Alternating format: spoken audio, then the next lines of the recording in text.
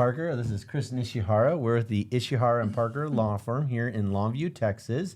Today we're doing a brief discussion about Ladybird Deeds. We get a lot of questions on these. People are getting educated. They're using these tools. We just want to make sure we understand what they are.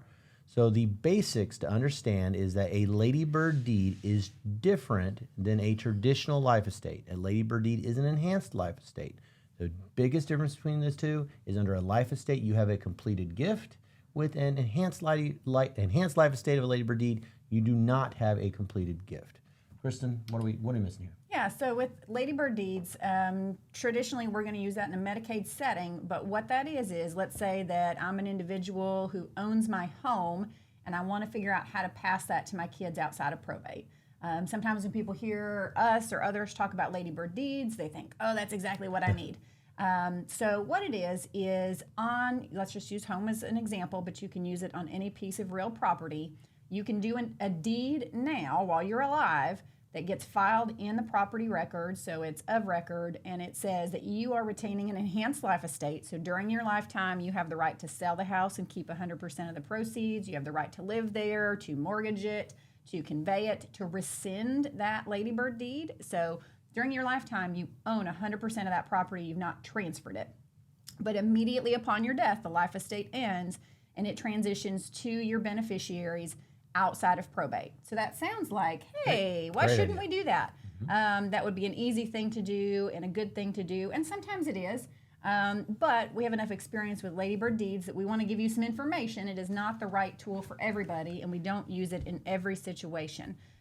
If we are talking about a Medicaid context, though, the distinction Chris pointed out about a Ladybird Deed versus just a traditional life estate is very important. Medicaid does not count a Ladybird Deed as a gift, so you can do it at any time. Before you apply for Medicaid, after you apply for Medicaid, after you're in a skilled nursing facility, any time is fine. With a traditional life estate, there's no enhancement, so it is a gift of a remainder interest that you've given to those beneficiaries that you can't take back. They own it. They're entitled to own the house when you die. You can't make changes to it, so it is a gift that counts against Medicaid's 5-year look-back period.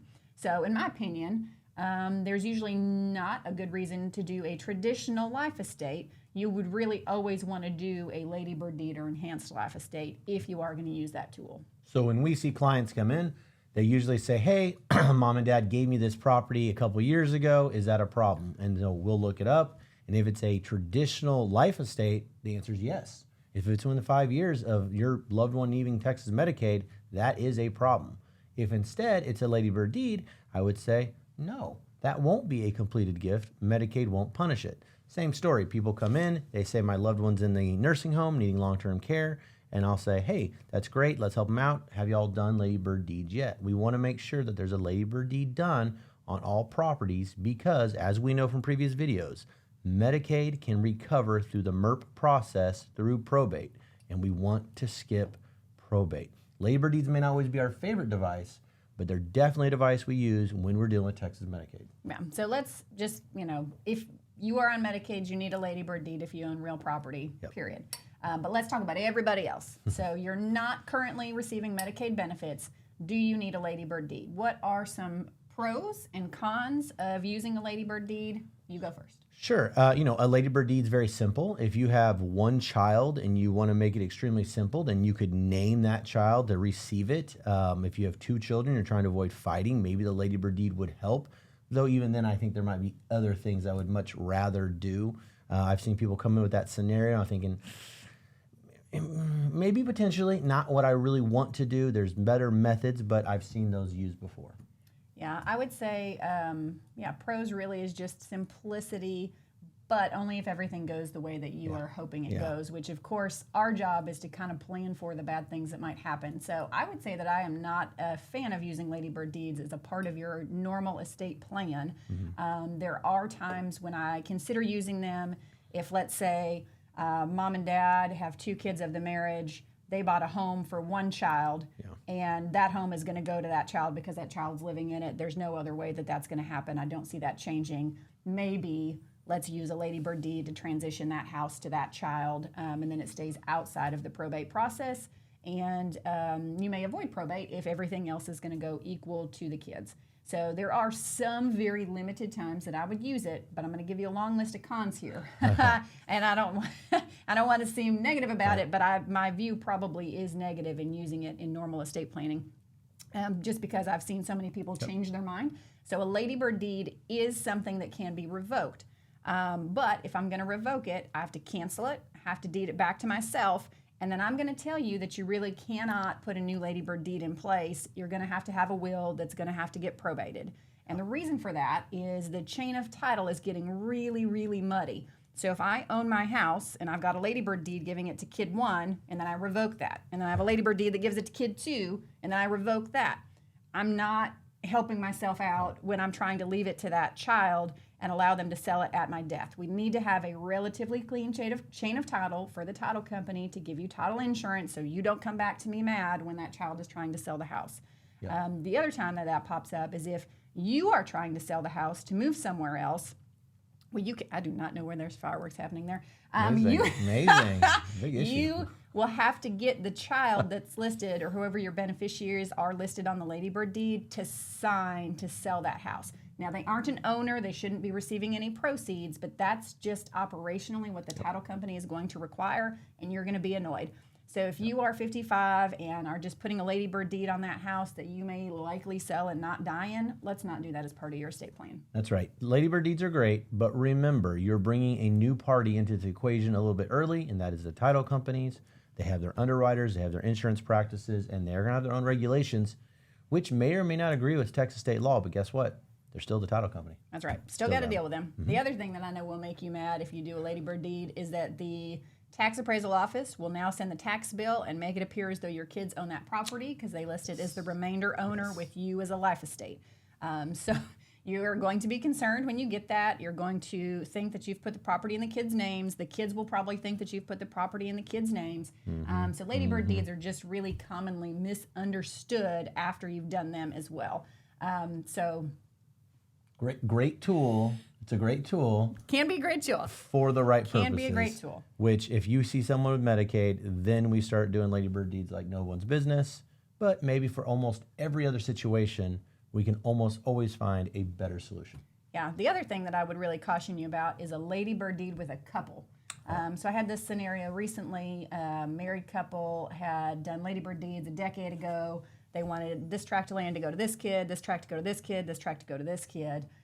Dad died, and so his half of the Ladybird deed is essentially locked in, right? Yep. So Mom, who is surviving, that wants to make some changes to that, is no longer able to. When a normal estate plan for them probably would have been Dad left his entire share to Mom for her to make those changes that she might need. And due to trying to make it a little simpler, they actually made it harder and are not going to accomplish what we know Dad would have wanted and what Mom certainly wanted. So, I would really caution you to use those tools. It sounds great, but...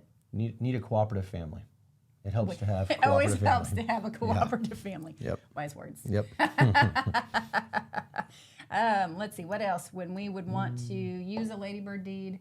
If there are situations where if the principal can't sign, a Ladybird deed does have the advantage that a power of attorney could, for the principal's sake, depending on the language of the power of attorney, sign and execute a Ladybird deed for the principal or the owner of the property.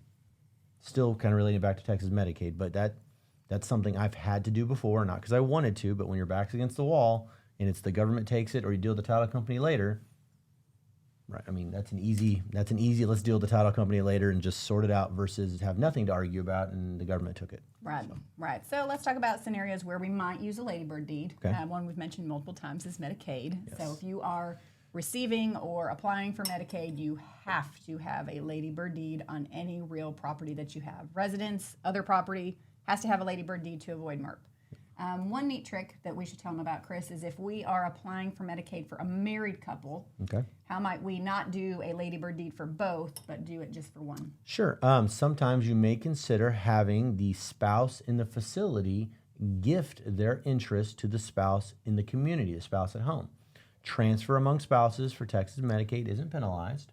So now the spouse in the facility does not own a home, but has transferred their interest to their spouse in the community. Spouse in the community then does a Ladybird deed to like those hypothetical two kids, so that upon her passing, it would go automatically to the two kids. We know it doesn't need to go back to husband's in the facility because he's taken care of until the day he passes away. And we certainly don't want to lock up that house until the day he passes away. This is in case we guess wrong, heaven forbid, we do half the time, the spouse at home passes away first, then that home, its use, its enjoyment, or its financial benefit would go to the kids, who would then be able to use it, sell it, or do whatever they need to do, and still take care of dad till the day he passes away. That allows you to free up the home in that scenario potentially much sooner than otherwise. Yep, absolutely. Because a lot of times if you're a single person and you own that home and you have that Ladybird deed, but you're receiving Medicaid at a facility, it's difficult for the family to pay property taxes, insurance, utilities. You don't have any income or resources to contribute to that. So often that is a little bit of a struggle. So, I mean, I've had situations before where families said, okay, we know the house is exempt, but we're still going to sell it because no one in the family is there to maintain it. We can't afford it.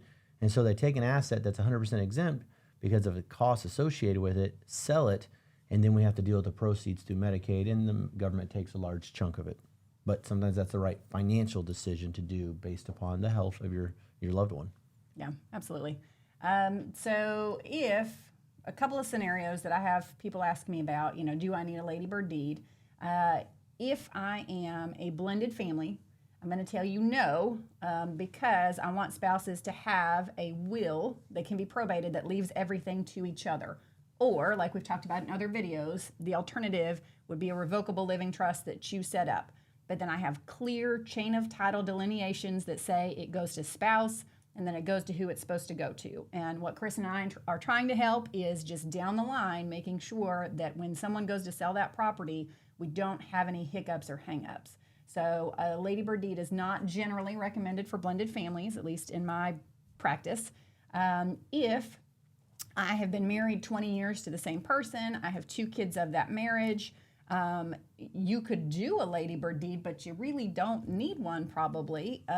Even if you're using wills as your estate plan, Texas law is going to give a community property house to the surviving spouse and then an equal shares to the kids, and the title company is going to help you do affidavits of heirship to show that chain of title. So if your life is so simple and so straightforward, if you have a plain vanilla traditional family and it matches Texas law and those dispositions would have occurred anyway under the will Texas write for you, then it's extra paperwork. Right. You don't need to pay us to do it. If it makes you sleep better at night, fine, but I will actually probably try and talk you out of doing it. Yeah. Let's see. What are some other points we want to make about Ladybird deeds? You should file them, right? You get those Ladybird deeds. They need to be signed before death. They need to be filed. I've had many clients show up, not many, several times people showed up and said, hey, my mom just passed away. I'm her power of attorney. I need to do this Ladybird deed. And I just kind of look at them and say, oh, well, your power of attorney is terminated and Ladybird deeds have to be done during life. You're right. A power of attorney could do them, but not in this scenario. So timing, get it done before death, get it filed. Yeah, but the times to consider really are probably just, we're just never going to change this option and it's going to one kid as opposed to all the kids, or always with Medicaid. Otherwise, I think either a Ladybird deed is probably under planning for your situation, just, being straightforward about that, or it's just not needed. So either happens, and it is good to get good information about it. We run into a lot of people that are thinking that they need a Ladybird deed, they've heard about it, they think it's the magic solution to something, and it's probably... People have multiple properties, they'll want to do 4 Ladybird deeds, and I'm much more convinced they should do a revocable trust. Right. Fund the trust, much easier and better to manage. Yeah, there's a tool for you, but it's different, right? So anyway, I hope that was helpful to you with some information on Ladybird deeds. If you have specific questions, you're welcome to have a consultation with us or send us a question. We'll be glad to answer. See you next time.